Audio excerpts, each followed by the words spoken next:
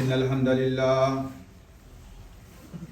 الحمد لله نحمده ونستعينه ونستغفره ونؤمن به ونتوكل عليه ونعوذ بالله من شرور أنفسنا ومن سيئات أعمالنا من يهده الله فلا مضل له ومن يضلله فلا هادي له أشهد أن لا إله إلا الله وحده لا شريك له وأشهد أن محمدا عبده ورسوله اللهم صل على محمد وعلى آل محمد وبارك وسلم عليه أما بعد فإن خير الحديث كتاب الله وخير الهدي هدي محمد صلى الله عليه وسلم وشر الأمور محدثاتها وكل محدثة بدعة وكل بدعة ضلالة وكل ضلالة في النار. أعوذ بالله السميع العليم من الشيطان الرجيم. بسم الله الرحمن الرحيم. ومن آياته أن خلق لكم من أنفسكم أزواجا لتسكنوا إليها وجعل بينكم مودة ورحمة إن في ذلك لآيات لقوم يتفكرون. وقال الله عز وجل وَلَهُنَّ مِثْلُ الَّذِي عَلَيْهِنَّ بِالْمَعْرُوفِ وَلِلرِّجَالِ عَلَيْهِنَّ دَرَجَةٌ. وقال الله عز وجل وَعَاشِرُوهُنَّ بِالْمَعْرُوفِ. حمد و ثنا اللہ عز و جل کے لیے، درود و سلام امام الانبیاء سید الاولین والآخرین میرے اور آپ کے آقا مولا حضرت محمد الرسول اللہ صلی اللہ علیہ وسلم کی ذات بابرکات کے لیے. واجب الاحترام مسلمان بھائیوں اور مسلمان بہنوں، قرآن مجید سورہ الروم کی ایک آیہ میں نے آپ کے سامنے تلاوت کی ہے، جس میں اللہ رب العزت ارشاد فرماتے ہیں کہ وَمِنْ آیَاتِهِ أَنْ خَلَقَ لَكُم مِّنْ أَنفُسِكُمْ أَزْوَاجًا. اللہ کے سائنز میں سے، اللہ کی نشانیوں میں سے ہے کہ اللہ نے تمہارے جوڑے جو ہیں وہ تم ہی سے پیدا کیے ہیں. اور کس لیے جوڑے بنائے ہیں؟ لِتَسْكُنُوا إِلَيْهَا، تاکہ تم ایک دوسرے سے سکون حاصل کرو. وَجَعَلَ بَيْنَكُمْ مَوَدَّةً وَرَحْمَةً، اور وہ اللہ کی ذات ہے جس نے تمہارے دلوں میں ایک دوسرے کی محبت کو پیدا کیا، ایک دوسرے کے احترام رسپیکٹ کو پیدا کیا. وَجَعَلَ بَيْنَكُمْ مَوَدَّةً وَرَحْمَةً، اور ایک دوسرے کے لیے مرسی، ایک دوسرے کے لیے رحمت، ایک دوسرے کے لیے شفقت، اس کو اللہ تعالیٰ نے تمہارے دلوں میں پیدا کیا. إِنَّ فِي ذَلِكَ لَآيَاتٍ لِقَوْمٍ يَتَفَكَّرُونَ. یقیناً اس میں بہت بڑی نشانی ہے اس قوم کے لیے یتفکرون جن کے پاس تھنکنگ پاور ہے، جو سوچنے اور سمجھنے کی صلاحیت رکھتے ہیں، یعنی جو عقل والے ہیں. اللہ رب العزت نے ایک دوسری آیت میں یہ بات ارشاد فرمائی وَلَهُنَّ مِثْلُ الَّذِي عَلَيْهِنَّ بِالْمَعْرُوفِ، کہ جس طرح تمہارا حق تمہاری بیویوں کے اوپر ہے، اسی طرح تمہاری بیویوں کا تمہارے اوپر بھی حق ہے. وَلَهُنَّ مِثْلُ الَّذِي عَلَيْهِنَّ بِالْمَعْرُوفِ، یہ نہیں کہ بیویاں تمہارے ساتھ نیکی کرتی رہیں اور تم بیویوں کے ساتھ نیکی نہ کرو، نہیں، تم بھی بیویوں کے ساتھ نیکی کرو اور بیویاں بھی تمہارے ساتھ نیکی کریں. وَلَهُنَّ مِثْلُ الَّذِي عَلَيْهِنَّ بِالْمَعْرُوفِ وَلِلرِّجَالِ عَلَيْهِنَّ دَرَجَةٌ. اس میں کوئی شک نہیں کہ اللہ نے مردوں کا درجہ بلند رکھا ہے، اس لحاظ سے کہ مردوں کی ذمہ داری زیادہ ہے. الرجال قوامون علی النساء بما فضل اللہ بعضهم علی بعض وبما انفقوا من اموالهم. اللہ تعالیٰ نے مردوں کو جو ہے وہ عورتوں کے اوپر اس لیے رکھا ہے کہ ان کو اللہ نے ذمہ داری دی ہے کہ وہ گھر کے نان نفقے کے ذمہ دار ہیں، وہ اپنی بیویوں کی جو ضروریات ہیں وہ اس کے پورا کرنے کی ذمہ داری ان کے اوپر آتی ہے.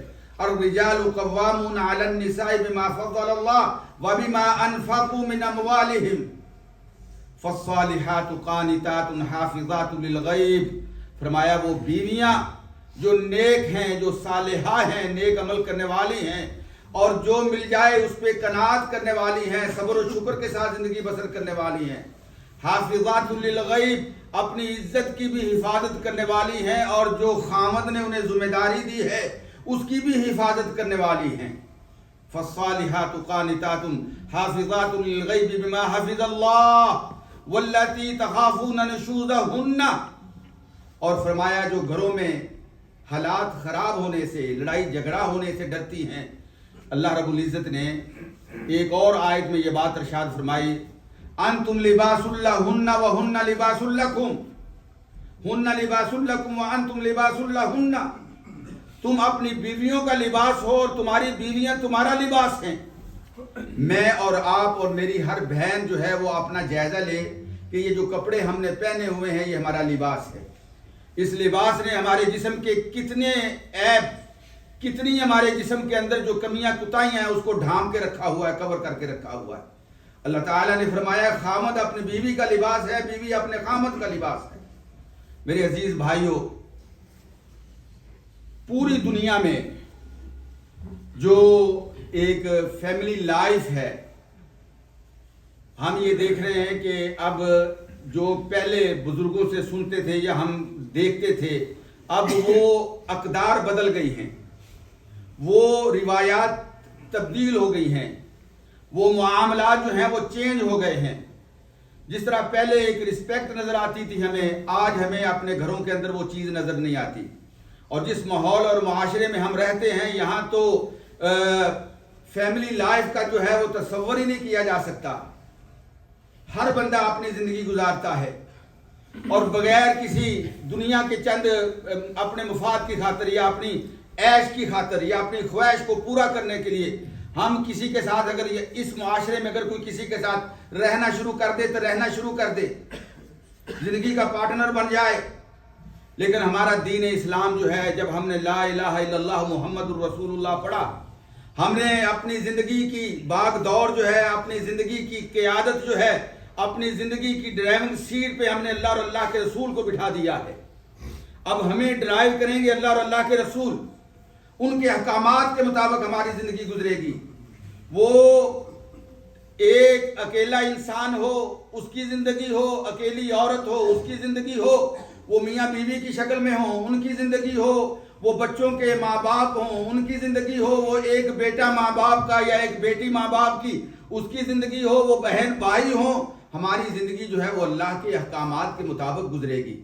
اس لیے کہ ہمارا یہ ایمان ہے کہ ہمارے لیے یہ صرف دنیا کی زندگی ہی نہیں ہے، یہ دنیا کی زندگی میں ہم آئے ہیں ایک امتحان کے لیے، ایک امتحان سے ہم گزر رہے ہیں، لیکن اصل جو زندگی ہے وہ اس دنیا کی زندگی کے بعد کی زندگی ہے، اور جس میں یا تو ہمیشہ کے لیے کامیابی و کامرانی ہے، جس میں سکسیسفل ہو کے اللہ کی رحمتوں کے ساتھ اللہ کی جنتوں میں بندہ جاتا ہے، اور یا پھر اللہ کو ناراض کر کے انسان جو ہے اللہ کو ناراض کر کے اللہ کے غضب کے اندر آتا ہے، جہنم کے اندر جاتا ہے۔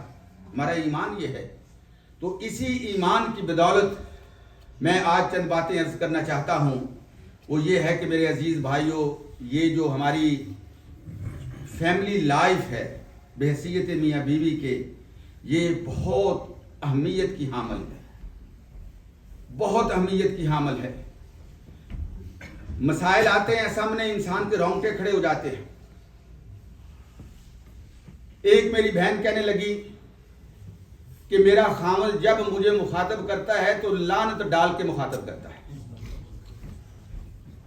یعنی اس نے کبھی مجھے اچھے نام سے بلایا ہی نہیں ہے، اور باہر اس کا جو چہرہ ہے، جو اس کا فیس ہے لوگوں کے درمیان، وہ بڑے اخلاق والا ہے، بڑا اچھا ہے، لوگوں کے ساتھ اس کی گفتگو، لوگوں کے ساتھ اس کا ملنا، دوست و احباب کے ساتھ اٹھنا بیٹھنا، کھانا پینا اور مختلف محفلوں اور مجلسوں میں جانا، یوں لگتا ہے کہ اس سے اچھا انسان ہی کوئی نہیں ہے۔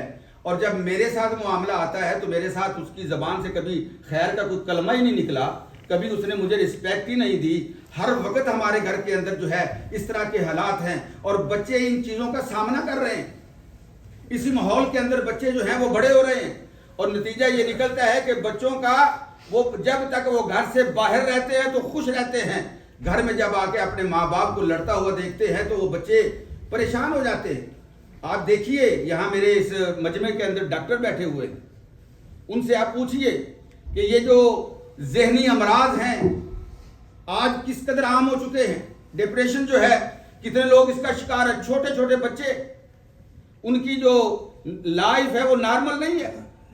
وجہ کیا ہے کہ گھر کا جو ماحول ہے، اور میں اور آپ کلمہ پڑھنے والے مسلمان جب ہمارے سامنے اس طرح اللہ کی رہنمائی موجود ہو کہ وَمِنْ آيَاتِهِ أَنْ خَلَقَ لَكُم مِّنْ أَنفُسِكُمْ أَزْوَاجًا لِتَسْكُنُوا إِلَيْهَا، کہ بیویاں تمہارے لیے باعث سکون ہیں. اللہ نے بیوی کے دل میں بھی پیار اور محبت کو پیدا کیا ہے، خامد کے دل میں بھی پیار اور محبت کو پیدا کیا ہے. تو کیا خیال ہے اس گھر میں کبھی لڑائی ہو سکتی ہے؟ رسول اللہ صلی اللہ علیہ وسلم کی حدیث ہمارے سامنے، آپ کی پوری سیرت ہمارے سامنے. کیا اس گھر میں کبھی لڑائی ہو سکتی ہے کہ حضرت عائشہ رضی اللہ تعالی عنہا کا جب یہ فرمان ہمارے سامنے آئے کہ نبی اکرم صلی اللہ علیہ وسلم اس برتن سے وہاں پہ منہ لگا کے پانی پیا کرتے تھے، کھانا کھایا کرتے تھے جس برتن سے میں منہ لگا کے کھانا کھایا کرتی تھی. اور رسول اللہ صلی اللہ علیہ وسلم سب سے زیادہ اپنی بیویوں کا حقوق ادا کرنے والے، ان کی خوشی کا خیال کرنے والے، اور اللہ کے نبی نے معیار ہمیں یہ دے دیا ہے کہ تم میں سب سے بہترین بندہ وہ ہے کہ جو اپنی بیوی کے حق میں بہترین ہو. اللہ کی نظروں میں اگر تم بہتر بننا چاہتے ہو، اللہ کی نظر میں اگر تم اچھا بننا چاہتے ہو، جتنا تمہارا حسن سلوک تمہاری بیوی کے ساتھ ہوگا اتنا ہی تم اللہ کی نظروں میں بہتر انسان ہوگے.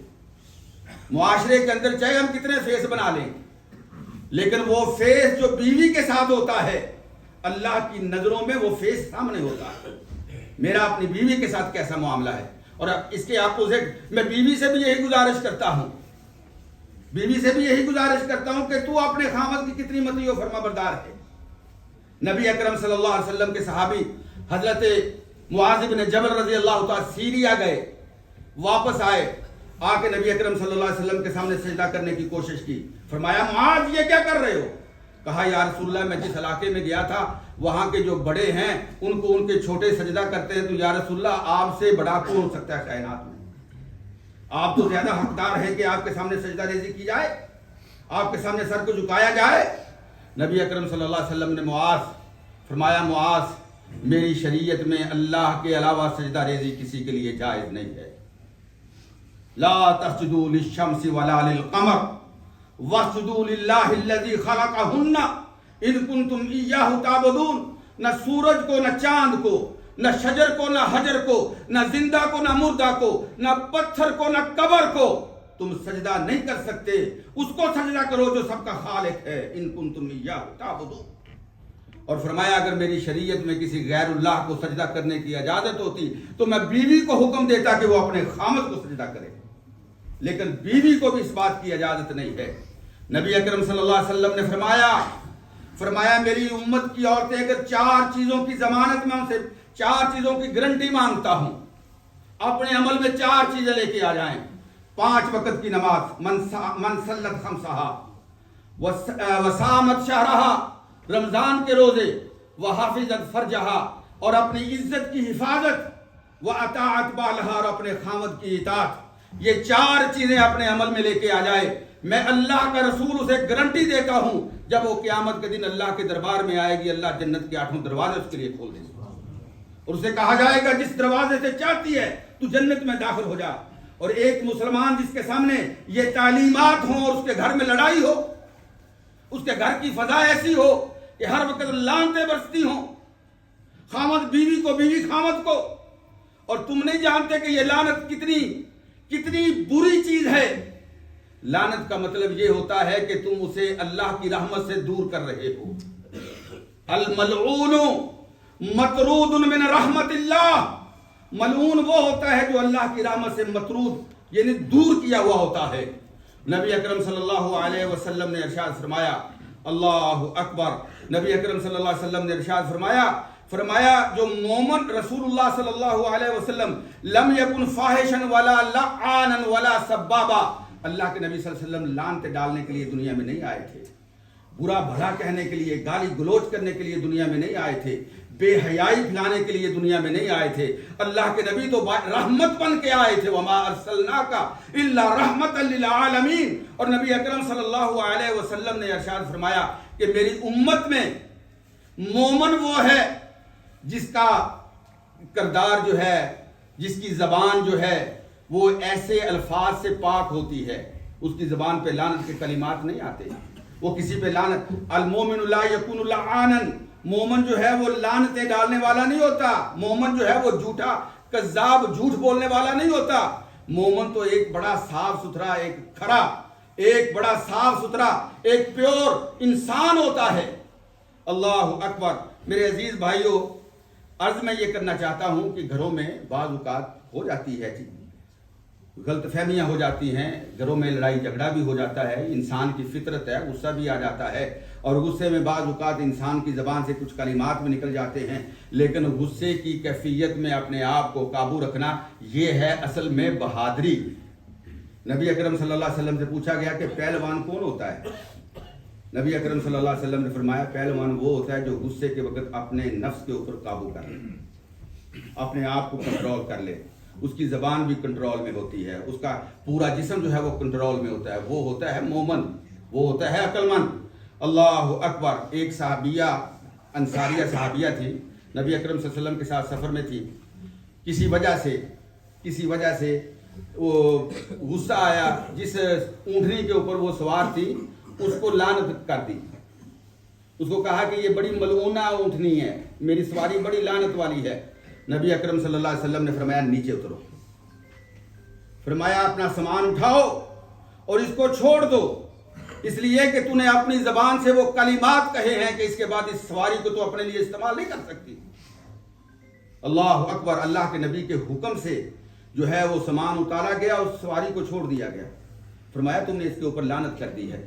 اور ایک بیوی جو ہے, ایک بچوں کی ماں جو ہے, آپ کے گھر کی رونق اور زینت جو ہے, اللہ اکبر. نبی اکرم صلی اللہ علیہ وسلم نے فرمایا 3 چیزوں کے اندر خیر و برکت ہوتی ہے, 3 چیزوں کے اندر خیر و برکت ہوتی ہے. اور اللہ کے نبی صلی اللہ علیہ وسلم نے فرمایا یہ کائنات, یہ دنیا جو ہے یہ ساری ساز و سامان ہے. خیر متاع دنیا المرأۃ الصالحہ. جانتے ہو دنیا کا بہترین سامان کون سا ہے؟ فرمایا نیک عورت, جس کو اللہ تعالیٰ فرماتے ہیں المرأۃ الصالحہ. نبی اکرم صلی اللہ علیہ وسلم نے فرمایا کہ سب سے بہترین دنیا کا سامان ایک نیک عورت ہے. وہ نیک عورت جو تمہارا لباس ہے, وہ نیک عورت جو تمہاری زینت ہے, گھر کی رونق ہے, باعث برکت ہے. نبی اکرم صلی اللہ علیہ وسلم نے فرمایا 3 چیزوں میں برکت بھی ہوتی ہے, نحوست بھی ہوتی ہے. ایک گھر, دوسری سواری اور تیسری عورت. تو جو تمہارے لیے باعث برکت ہے اس کے لیے تمہاری زبان سے ایسے کلمات گھر میں نکلیں, اور بچوں کے لیے گھر میں ایسا ماحول پیدا کیا جائے, ایسی فضا پیدا کی جائے کہ بچوں کو سکون ملے گھر سے باہر جا کے. اور پھر ہم یہ شکوہ کریں, ہم یہ گلہ کریں کہ ہمارے جو بچے جو ہیں وہ سنتے نہیں ہیں, نافرمان ہیں. اور جب ہم اپنے عمل سے گھر کی فضائیں ایسی بنائیں گے تو کیا خیال ہے کہ وہاں بچے جنید بغدادی پیدا ہوں گے, عبد القادر جیلانی پیدا ہوں گے. وہاں پھر آپ یہ توقع کرو گے کہ آپ کو ایسی سیرت ملے, آپ کو ایسی زندگی ملے, ایسا کردار ملے جو نیک لوگوں کا کردار ہوتا ہے. ہم کیا پیش کر رہے ہیں؟ اللہ اکبر. حدیث میں آتا ہے, نبی اکرم صلی اللہ علیہ وسلم کی حضرت عبداللہ ابن عباس رضی اللہ, ابو داؤد کی روایت, حضرت عبداللہ ابن عباس اس کے راوی ہیں, فرماتے ہیں ان رجلا نازعته الرداءه الريح. ایک سفر میں نبی اکرم صلی اللہ علیہ وسلم کے زمانے میں تیز ہوا چل رہی تھی. ایک بندے نے چادر پہنی ہوئی تھی, تیز ہوا کی وجہ سے وہ چادر اڑ گئی, اس کے جسم سے ہٹ گئی. تو وہ بندے نے کیا کیا, وہ بندہ جو ہے وہ اس نے لعنت کی. اس نے لعنت کی کس کے اوپر؟ ہوا کے اوپر. وہ جو تیز ہوا چل رہی تھی اس کے اوپر لعنت کی. نبی اکرم صلی اللہ فلعنہا فقال النبی صلی اللہ علیہ وسلم لا تلعنہا فانہا معمورہ. فرمایا اس ہوا کو کیوں گالی دیتے ہو بھائی, یہ تو اللہ کے حکم سے آئی ہے. وَهُوَ الَّذِي يُرْسِلُ الرِّيَاحَ بُشْرًا بَيْنَ يَدَيْهِ رَحْمَتِهِ. یہ ہوائیں تو اللہ کے حکم سے چلتی ہیں, اور اس نے اس کو حکم دیا اس کے حکم سے یہ چل رہی ہے. کس سپیڈ سے چلنا ہے, کس رفتار سے چلنا ہے, وہ میرے اللہ کے حکم کے تابع ہے. اس کے اوپر کیوں لعنت کر رہے ہو؟ اور پھر نبی اکرم صلی اللہ علیہ وسلم نے فرمایا وَإِنَّهُ مَن لَعَنَ شَيْءً لَيْسَ بِأَهْلٍ فَعَلَيْهِ اللَّعْنَةُ. فرمایا اگر بندہ کسی چیز کے اوپر لعنت کرتا ہے جو اس لعنت کا مستحق نہیں ہوتا, وہ لعنت پلٹ کے کرنے والے کے اوپر آتی ہے. فَعَلَيْهِ اللَّعْنَةُ. تو لعنت جو ہے اس کے اوپر واپس آتی ہے. میرے عزیز بھائیو, وقت نہیں ہے. میں نے عرض یہ کیا تھا کہ گھر میں ہو جاتا ہے, بسا اوقات ایسے معاملات پیدا ہو جاتے ہیں. عزیز بھائیو, رسول اللہ صلی اللہ علیہ وسلم کی یہ روایت ہمارے سامنے ہونی چاہیے. اللہ کے پیغمبر صلی اللہ علیہ وسلم نے جنت کے تین جو ہے کیٹاگریاں ان کا ذکر کیا، ایک لو کیٹاگری، ایک مڈل کی، ایک سب سے اپر والی. اور نبی اکرم صلی اللہ علیہ وسلم نے فرمایا انا زعیم بقصر فی اعلی الجنہ، میں اس بندے کو گارنٹی دیتا ہوں کہ اللہ تعالیٰ نے جنت کے سب سے اعلیٰ مقام میں اس کا محل تعمیر کر دیا. میں اس بندے کو گارنٹی دیتا ہوں کہ اللہ تعالیٰ نے جنت کے درمیان میں اس کا محل تعمیر کر دیا، مڈل میں. میں اس کو گارنٹی دیتا ہوں کہ جنت کا جو لور جو ہے اس میں فلور جو ہے اس میں اللہ نے اس کا محل جو ہے وہ تعمیر کر دیا. پوچھا گیا یا رسول اللہ وہ کون ہے؟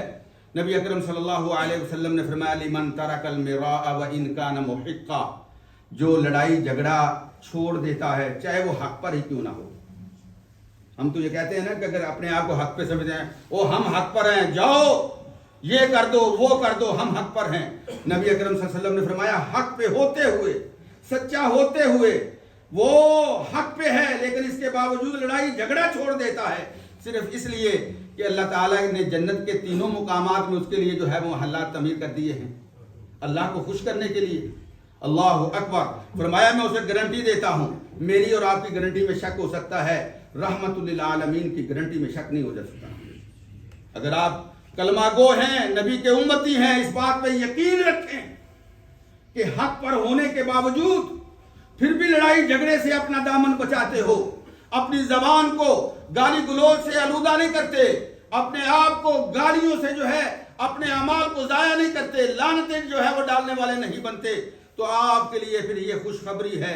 اور نبی اکرم صلی اللہ علیہ وسلم نے فرمایا وہ اسی طریقے سے وہ بندہ جو جھوٹ کو چھوڑ دیتا ہے، چاہے وہ جھوٹ مذاق ہی میں کیوں نہ بولا. آج کل تو بڑا یہ دور چلا ہوا ہے کہ جھوٹ جو ہے وہ بول کے لوگوں کو ہنسانے کے لیے نہیں. فرمایا من ترک الکذب وان کان مازحا، مذاق میں بھی وہ جھوٹ نہیں بولتا، حقیقت میں تو جھوٹ بولنا ہی نہیں، مذاق میں بھی جھوٹ نہیں بولتا. اور تیسری اللہ کے نبی صلی اللہ علیہ وسلم نے جو تینوں جنت کے مقامات میں محلات کی جو گارنٹی دی ہے وہ کس بندے کے لیے ہے؟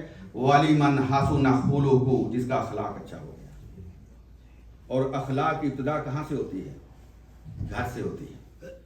آپ کی بیوی سے، بیوی کی خاوند سے، میاں بیوی کا آپس میں جو حسن اخلاق ہے، ان کا جو رہنے کا معاملہ ہے، وہاں سے اس کی ابتدا ہوتی ہے. اللہ اکبر. میرے عزیز بھائیوں، نبی اکرم صلی اللہ علیہ وسلم نے فرمایا میری امت کے لیے بشارت، طوبا، میری امت کے لیے بشارت ہو، میری امت کے لیے بشارت ہو. کس بات کی بشارت؟ فرمایا یوزن للسماء فی القطر، اگر تم یہ چیزیں اپنا لو تو اللہ تعالیٰ آسمان سے رحمت کی بارش برسائے گا. اور فرمایا اگر تم، یعنی یہ ناممکن چیز ہے، فرمایا اگر کوئی بندہ جو ہے وہ پتھر کے اوپر دانہ پھینک دے تو اللہ اس دانے کو بھی اگا دے گا. آسمان کو حکم دیا جائے گا، خیر و برکت نازل ہوگی. وَيُوزَنُ لِلْأَرْضِ، اور زمین کو حکم دیا جائے گا وہ نباتات پیدا کرے گی. حَتَّى لَوْ بَذَرْتَ حَبَّكَ عَلَى الصَّفَاءِ لَنَبَتَتْ، اگرچہ تم اپنا ایک دانہ جو ہے، بیج جو ہے وہ پتھر کے اوپر بھی رکھ دو تو وہ پتھر سے بھی اگائے گا.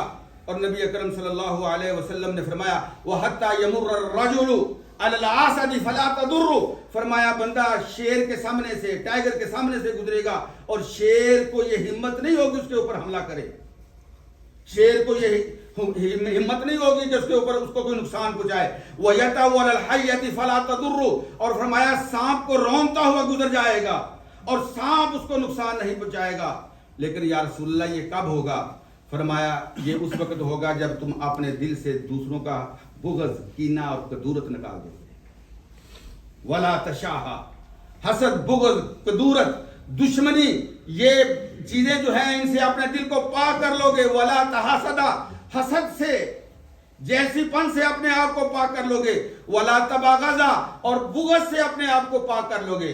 اور کبھی اپنے دل کا، کبھی دل کی صفائی کر کے اپنے دل کو ٹٹول کے دیکھیں، جائزہ لیں، اور دل کے اندر جہاں کہیں نفرت، کدورت، بغض اور یہ کینہ، یہ لڑائی، یہ دشمنی یہ پڑی ہوئی ہے اس کو نکال کے کھینچ کے باہر کر دیں. پھر اس کے بعد اپنے دل کا بھی جائزہ لیجئے، اپنے دماغ کا بھی جائزہ لیجئے، اور پھر دیکھیے کہ انشاءاللہ آپ کی زندگی کو اللہ کتنی بہترین زندگی بنا دیتا ہے. آپ کی راتیں کتنی پرسکون ہو جاتی ہیں، آپ کا دل جو ہے وہ کتنا پرکیف ہو جاتا ہے. اللہ اکبر. لیکن معاملات تو یہ ہیں کہ کسی کہنے والے نے کہا تھا کہ سانپوں کو بند کر دیا سپیروں نے یہ کہہ کے رک جاؤ کافی ہے انسان کو انسان ڈسنے کے لیے۔ آج ہماری حالت یہ ہو چکی ہے، سانپ ہمیں نقصان نہیں پہنچا سکتے، یہ درندے یہ ہمیں نقصان نہیں پہنچا سکتے جتنا انسان انسان کو نقصان پہنچاتا ہے۔ آج ہماری کیفیت یہ ہو چکی ہے کہ سانپ اگر ڈس لے تو کافی ہے تریاک اس کا، کافی ہے تریاک اس کا۔ اگر انسان کو ڈس لے تو بکھر جاتی ہے سانسیں، پھر انسان کی سانسیں بکھر جاتی ہیں۔ اللہ اکبر۔ اللہ تعالی ہمیں اپنے معاملات درست کرنے کی توفیق عطا فرمائے۔ میرے بھائیوں، میرے عزیزوں، میرے دوستوں، یہ ہمارے ہاتھ میں ہے کہ ہم اپنے گھروں کی عزت کی حفاظت کریں، وگرنہ گھروں کا اگر ماحول اس طرح کا بن جائے، پھر آپ دیکھتے ہیں بیوی کسی اور سلسٹر کے پاس جا رہی ہے، خاوند کسی اور سلسٹر کے پاس جا رہا ہے، جو یہ عدالتیں ہیں وہاں پہ تماشے لگے ہوئے ہوتے ہیں، بچے جو ہیں وہ الگ پریشان ہوتے ہیں، معاشرہ جو ہے وہ الگ یہ تماشے دیکھتا ہے، اور ہم یہ سمجھتے ہیں کہ ہم نے اس کو نیچا کر دیا، اور وہ سمجھتی ہے کہ میں نے اپنے خاوند کو نیچا کر دیا۔ نہیں، آؤ اللہ اور اللہ کے قرآن کی طرف۔ تم ایسے نہیں ہو کہ تمہارے لیے کوئی رہنمائی نہیں، تم کٹی ہوئی پتنگ کی طرح ہوا کے تھپیڑوں میں اڑتے رہو اور تمہاری کوئی منزل نہ ہو۔ مسلمانوں تم ایسے نہیں ہو، تم ایک مقصد کے لیے دنیا میں آئے ہو، اور اس مقصد کو پورا کرنا یہ تمہاری ذمہ داری ہے، اور اگر اس مقصد کو پورا کر لیتے ہو تو پھر انشاءاللہ اس دنیا میں بھی عزت ہے، اس دنیا میں بھی سرخروئی ہے، اس دنیا میں بھی اللہ کے فضل و کرم سے دل کا اطمینان ہے، سکون ہے، اور آخرت میں بھی کامیابی و کامرانی ہے۔ اقول قولی ھذا استغفر اللہ لی ولکم ولسائر المسلمین۔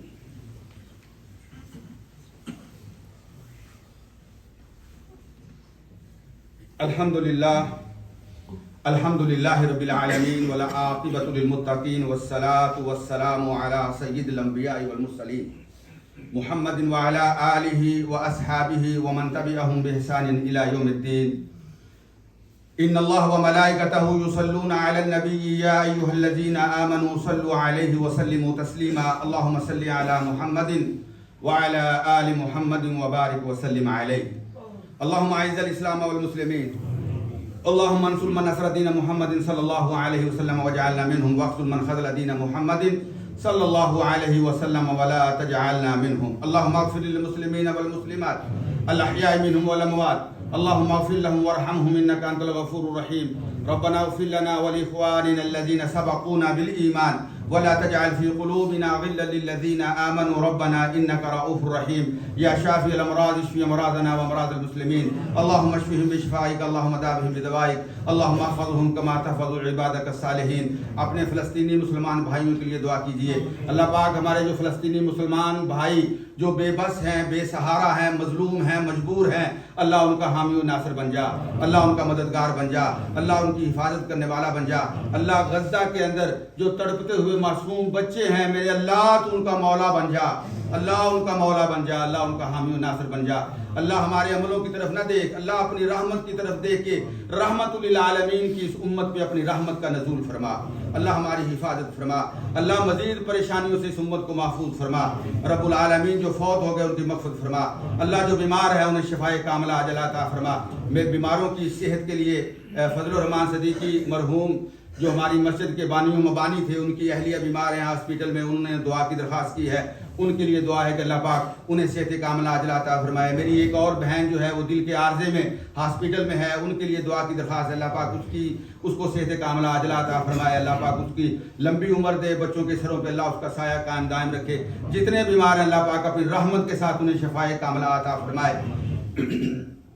ربنا ظلمنا انفسنا وان لم تغفر لنا وترحمنا لنكونن من الخاسرين۔ ربنا آتنا في الدنيا حسنة وفي الآخرة حسنة وقنا عذاب النار۔ اللهم تقبل منا إنك أنت السميع العليم۔